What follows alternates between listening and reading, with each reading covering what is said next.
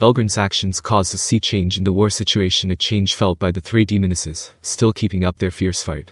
Velgrynd unleashed her full berserker fury, overwhelming the primal demons with merciless strikes. Yet, Tensura and her sisters endured. Thanks to the orichalcum bodies Remura granted them, they barely withstood the scorched dragon's devastating power, refusing to fall despite the impossible odds. What a surprise.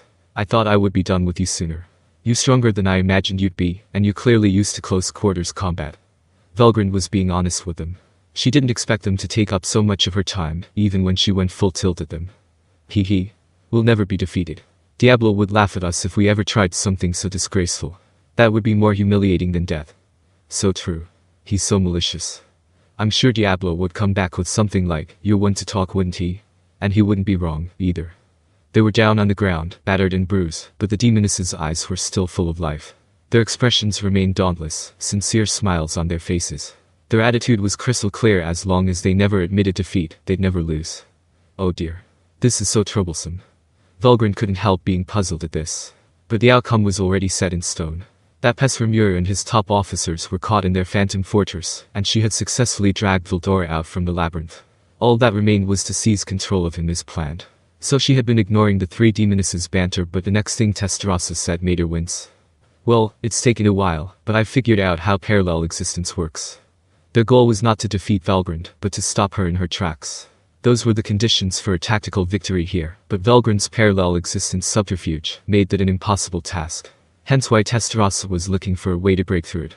Would you mind explaining it to me, then? Oh, by all means. Tensura smiled graciously, even though she was being beaten to a pulp. She still had her full dignity, something that impressed Velgrynd despite it all. So she decided to hear her out. As Tensura explained, parallel existence wasn't all-powerful. It had its limits, namely, she could produce only so many separate bodies at once, and if any of them were defeated, Velgrynd wouldn't emerge from that undamaged. To be exact, there would be no physical damage. But for spiritual life forms like us, draining our energy is de facto damage. In other words, our attack wasn't in vain, then. Ultima concluded, taking the words out of Tensura's mouth. She nodded back with a smile, but her eyes weren't smiling as she sized up Velgrynd. The true dragon sighed to herself. This is why I didn't want to deal with primals. Tensura was right. In such a short time, and while being hopelessly overrun in battle, she had correctly analyzed the situation. Even Velgrynd had to admit that she had an amazing sense for combat. Well done, Blunk, or Tensura, I should say. You were right, and I commend you for it. Velgrynd wished she could recruit her. Killing Tensura would be pointless, anyway. She'd just be resurrected someday, and she was bound to take her, murder personally once she was. That wouldn't be as bad as some demon lords Velgrynd could name, but having a primal bugging her all the time would be a hassle of the highest order. Carrere, unaware of Velgrynd's feelings, smiled wryly. He. You're far too composed, Lady Velgrynd. Lord Veldora would never pander to us like that. Irritated by Carrere's accusation of pandering, Velgrynd felt a secret pride in Veldora's newfound maturity. Realizing her brother had become formidably powerful, her will to fight evaporated. Rather than crushing the demonesses, the scorching dragon chose to stand down, sparing them as she acknowledged the end of their clash. You're right, she said. Just as you say, that boy's grown quite a bit. I'm quite happy for him, but you see, the problem is that I can't go easy on him. That's why I'll have to postpone this for now. Before the demonesses could react to this one-sided declaration, Velgrynd's separate body vanished before them. It happened in an instant. All they could do was watch. The forest was in flames. Velgrynd merged her clones, manifesting her true form as a majestic crimson dragon. Facing her, Veldora unleashed a raging tempest, his massive physique radiating overwhelming magicules. 2 millennia had passed since their last encounter, a mere scuffle that birthed a volcanic mountain range. Now, the true dragon's siblings stood poised for a clash that would reshape the world. The ceiling hasn't weakened him after all. In fact, I'd say he's stronger than ever before. This, Velgrynd thought, was truly a lucky miscalculation. Her brother's growth was a joy to see unfold. The way he was acting so disobedient around her was an issue, but if she could tame him, all would be well. And even if she failed, she had Veldor's power to fall back on. With Veldor's force, even a true dragon can be eating out of our hands. Just look at me, for instance. Wait, what am I thinking? Velgrynd felt she was about to recall something very important, but her thoughts were a jumbled mess. She mentally turned the page. Capturing Veldora came first. She wanted to avoid relying on Veldora, but should it come to that, she wanted to neutralize as much of Veldora's resistance as she could, to lighten his load. Veldora's at his limit, after all. I need to give him some rest, and soon. Confident in her mastery, Velgrynd sought to end the battle alone. She viewed Veldora's massive energy as a clumsy tool, certain that raw power was useless without the control to wield it effectively. Once he joins us, I'll have to teach him a thing or two. Even now, Veldora would be a powerful card in the game they were playing. But Velgrynd intended to train Veldora further, to the point where he could compete with Velzard. For the time being, however, she wanted to take advantage of Veldora's inexperience to end this bout quickly. And then, the pieces will move across the game board. The game has stretched on for years, but now it was almost over. Victory for Velgrynd and Emperor Ludorus seemed imminent. Seeking Ludora's freedom, Velgrynd unleashed a supersonic burning breath against Veldora, initiating a fierce battle to capture the storm dragon, and finally end their long conflict. Veldora evaded it. His cancel flame skill would make him impervious to flame damage in the first place, but he was still in a rush to dodge that heat ray. I didn't think you would avoid that. As stupid as I know you are, I thought that would end the battle right there, like it would have before. I see you finally learned the true nature of your gifts. Quahahaha. Your breath has accelerated destruction applied to it, doesn't it? If that struck me, my magical force would have gone berserk. I'd waste power trying to wrangle it again, so it's only natural that I'd avoid it. Facing Velgrynd's lethal accelerated destruction, Veldora remained unfazed. Utilizing his ultimate skill, Faust, he intuitively analyzed the energy and confidently evaded his sister's devastating strike. Ha! You've seen through it then. You truly have grown up. I'm glad. Velgrynd realized Veldora was no longer a rampaging fool. He wielded an ultimate skill, threatening both her and Rudra's ambitions. While proud of his growth, she felt a sharp alarm. Her younger brother had become powerful enough to destroy their entire plan. But as Velgrynd grew more alarmed, Veldora took the initiative. Pondering over something mid-battle, my sister. I'd call that letting your guard down. He unleashed the skill Thunderstorm Roar, a finisher move of his that multiplied the force of his storm magic. It landed a direct hit on Velgrynd, but she brushed it off without taking damage. I see. You really have achieved an ultimate skill, haven't you? You have my sincere congratulations, Veldora.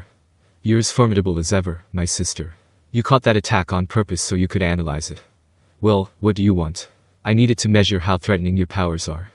Has my ultimate skill Faust passed your test, then? It's analytical in nature, isn't it? It doesn't seem to add power to your attacks, but it does wonders for your accuracy. Faust played a major role in you gaining control over your magic, didn't it? Quahahaha. That's right. I already outclass you in magical force. I don't need even more power than that. As long as I can hit you with it, that's all that matters. Velgrynd smiled at the reply. You're wiser than I thought. Yes, you certainly have something I don't. That's why I want to add you to our ranks. You'd be a decisive card in our hand. Having my sister praise me makes my spine tingle a bit. Despite the light-hearted remark, Veldora had noticed the change in Velgrynd's mood. Hee. Well, I'll have to reward you for that performance. Let's show you how I really fight. No thanks. Allow me to tap the full power of my ultimate skill Regel, Lord of Relief. Prepare yourself. Ignoring Veldora's pleas, Velgrynd unleashed her full power. Following a fierce stalemate, she aimed to decisively crush her brother without taking his life. A vast assortment of magic circles appeared around her, the work of several partially summoned replications. Take this. 11 rays of light, each one the work of the skill nuclear cannon, shot toward Veldora. After a moment's consideration, he decided to neutralize them all with magic barrier. There were too many rays to dodge and, thanks to dismissing them as mere magic attacks, he had lost precious time. He sensed the danger these cannon shots posed for him, and so he put up the barrier. Yo. Veldora felt a searing pain. He had failed to neutralize the attack. Oh, you really are smarter now, aren't you? I'm a little impressed that you only took that much damage. I didn't realize you were putting your ultimate skill into your magic as well. If I took a full hit, I wouldn't be alive. I was intending to end it just now. You should be proud of yourself. Quahahaha. I appreciate that, but I'll save being proud about this for after I defeat you. In return, Veldora launched the storm magic Ruinous Tempest. It, along with the ultimate skill added to its effects, a trick he borrowed from Velgrynd, successfully sent Velgrynd flying. Quahahaha. What do you think, my sister? If you learn your lesson from that, we can call it quits now. Don't give me that. I think you've just made me angry. What? No.